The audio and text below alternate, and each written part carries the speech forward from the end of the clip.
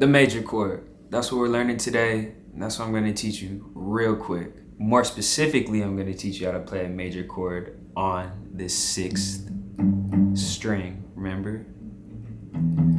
The thickest string being the 6th one. Excuse me.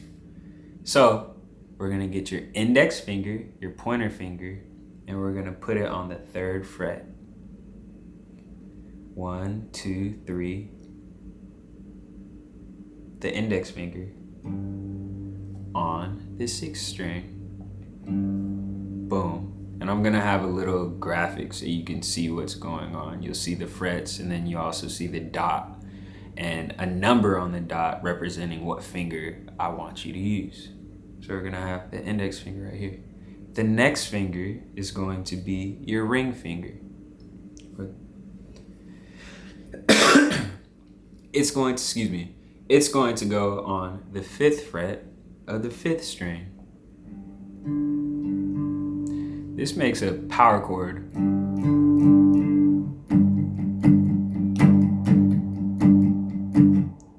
Like a classic tone that you'll hear, or chord.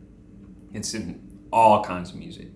Okay, so we got index finger, ring finger on the 5th string. Now we're gonna use our pinky and go right here on the 5th fret of the 4th string. So it's gonna be right here.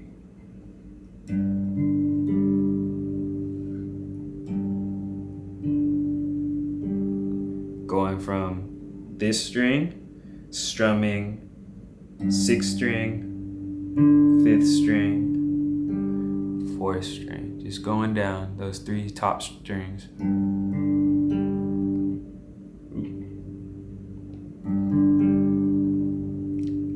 Cool, you got it? Now, the last finger is gonna be our middle finger, and we're going to put that on the 4th fret of the 3rd string. 4th fret, 1, 2, 3, 4 of the 3rd string. 1, 2, 3. So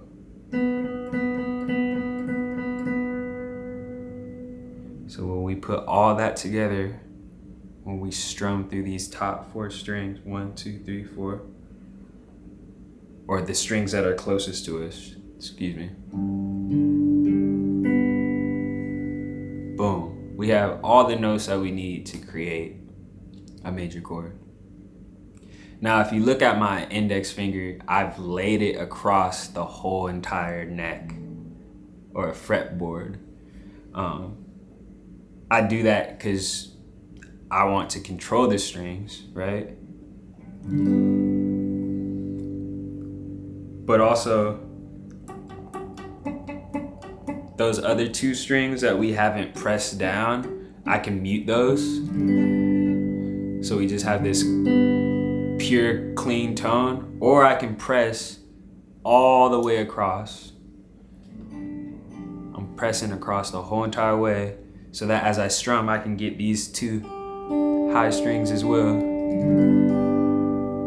You see what I'm saying?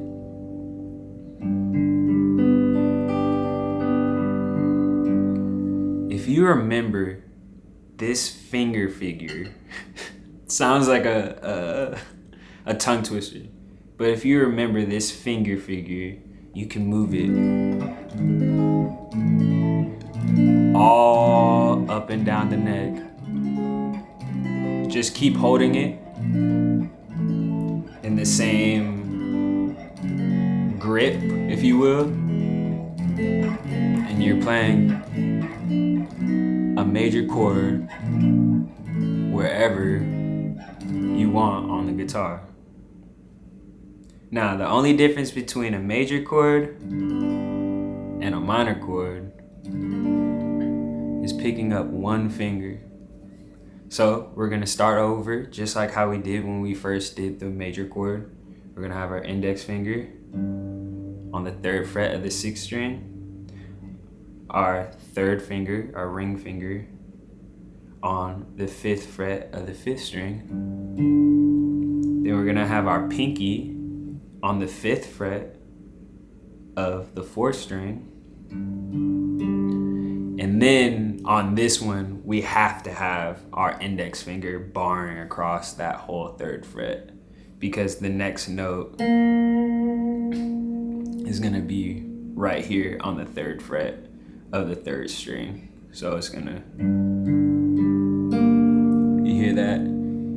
Where we picked up our index finger? You follow what I'm saying?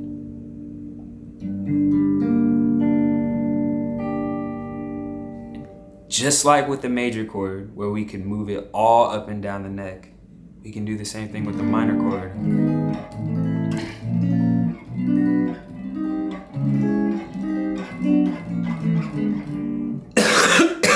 Excuse me, I'm so sorry. I'm coming off the flu.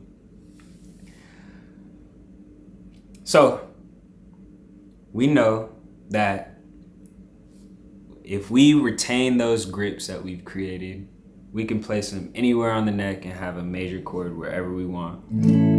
Major chord right there, a minor chord right there, a minor chord right there, major chord right here on the open strings.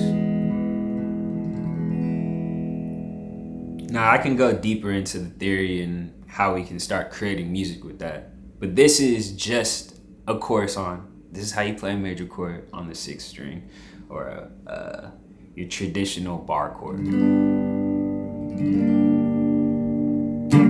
Y'all be good. Peace.